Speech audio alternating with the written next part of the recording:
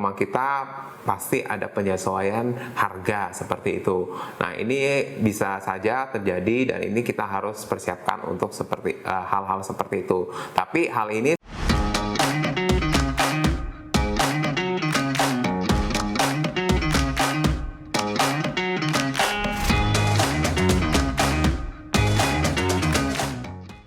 Halo teman-teman The Martians, kembali lagi bersama saya Willy Steven di channel Deal with Willy. Pada kesempatan kali ini saya akan sharing tentang rumah inden.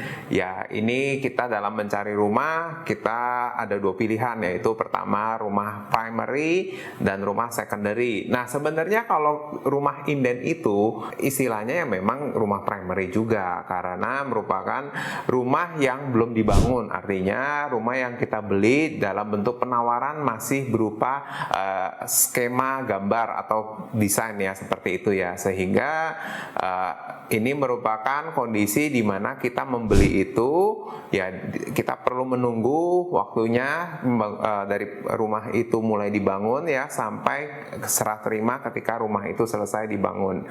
Nah, saya akan coba sharingkan ke teman-teman The Martians tentang rumah inden ini, kondisinya baik kelebihan maupun kekurangan ya. Tapi sebelum itu, jika kalian merasa sharing ini bermanfaat ya, atau ingin terus mendapatkan informasi tentang properti, kalian bisa like dan subscribe dulu ya di channel ini. Jangan lupa juga aktifkan lonceng notifikasinya ya. Kita kembali lagi ke kondisi poin-poin apa saja tentang rumah inden. Poin yang pertama yaitu kondisi bahwa rumah inden ini adalah rumah baru ya. Jadi semua rumah, isi-isi yang ada di dalam rumah juga ya, itu kita terima dalam kondisi baru ya. Kita mendapat kualitas ya yang masih baik, seharusnya seperti itu. Ini berbeda dengan kalau kita beli rumah secondary atau rumah yang sudah ditempati ya. Ini menjadikan seharusnya ya, menjadikan kita begitu nyaman ya,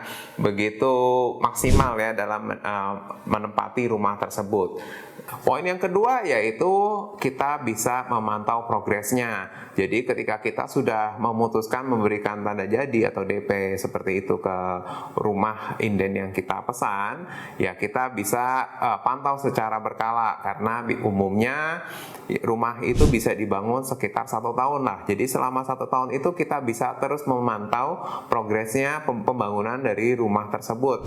Itu sudah menjadi standar ya dari developer untuk membangun rumah inden ya, maksudnya sudah pasti dalam kondisi jadi baru tapi tidak lengkap, misalnya seperti perabotan ya, seperti kalau kita mau tambah ruangan-ruangan lagi ya, misalkan tambahan ruang belakang atau ruang dapur tambahan seperti itu harus kita persiapkan sejak awal dan itu bisa dilakukan sambil kita menunggu pembangunannya selesai.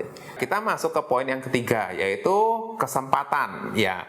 Maksudnya kita juga selain menerima ya desain dari developer, kita juga punya kesempatan untuk bisa mengembangkan atau menambah desain dari yang kita miliki sendiri. Ya, tentu saja ini merupakan kabar baik bagi kalian yang senang bereksplorasi ya, pengen ngulik-ngulik, oh nih rumah aku kayaknya cocoknya ditambahin misalkan dapurnya yang bagus gitu ya, terus kemudian untuk ruang tamunya pengen lebih besar ya, mungkin bagian lainnya bisa dikecilin ya, seperti itu. Nah, itu hal-hal seperti itu merupakan kesempatan bagi kita ya yang memesan rumah inden, dan itu tentu saja bisa didiskusikan juga dengan pihak developernya. Mau beli rumah, tapi masih bingung apa yang harus diperhatikan. Buku ini solusinya. Dapatkan segera karena edisi terbatas. Link pembelian tersedia di kolom deskripsi. Kita masuk ke poin yang keempat, yaitu bahwa rumah inden ini punya kelemahan, memang yaitu tidak bisa dihuni ya secara langsung. Jadi buat kalian yang pesan rumah inden ini dan ternyata kalian masih belum punya rumah tinggal saat ini, ya mau nggak mau kalian harus sementara sampai rumah selesai, katakanlah 1 tahun kalian harus sewa rumah dulu atau apartemen seperti itu ya. Tapi ya ini juga menjadi pelengkap kelebihan yang tadi saya sudah sebutkan, bahwa kalian bisa punya planning, desain dan lain sebagainya. Nah, kita masuk ke poin yang kelima, yaitu tentang biaya-biaya. Ya, tentu saja untuk membangun rumah yang kita pesan itu, ya developer perlu modal ya, perlu biaya yang harus dipersiapkan untuk pembangunannya.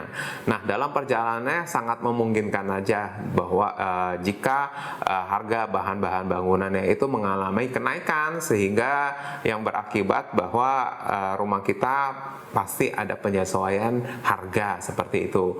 Nah, ini bisa saja terjadi dan ini kita harus persiapkan untuk seperti hal-hal seperti itu. Tapi hal ini sebetulnya dalam kenyataannya jarang terjadi ya, jika harga bahan bangunannya itu masih dalam prediksi dari pihak developer ya. Nah, ini salah satu kondisi yang harus kita antisipasi juga ya, supaya kita bisa tetap mendapatkan rumah yang nyaman ya, tanpa mendapatkan pengurangan atau penyesuaian yang kurang baik buat kita sendiri. Baik, kita masuk ke poin yang terakhir, poin nomor 6 ya. Nah, jadi karena ini rumah masih merupakan pembangunan ya, dan ini masih baru ya, kita masih belum mendapat bayangan untuk lingkungan sekitarnya, sehingga ketidakpastian lingkungan ini adalah hal yang harus kita pahami juga. Nah, ini kembali lagi ke kita masing-masing, bagaimana kita bisa menyesuaikan diri terhadap lingkungan yang nantinya akan berada di sekitar rumah kita. Ya, oke, sekian dulu sharing dari saya. Kalian jangan lupa juga untuk silakan ya bertanya atau punya pendapat. Kalian juga bisa komen di bawah ini kalau kalian menginginkan tentang info-info tentang properti, apartemen, dan rumah di sekitar Jakarta. Kalian bisa chat juga melalui kontak saya di bawah ini, atau kalian juga bisa join ke komunitas The Martians Community. Ya, oke, sekian dari saya. Terima kasih. The Martians Community, your next home starts here.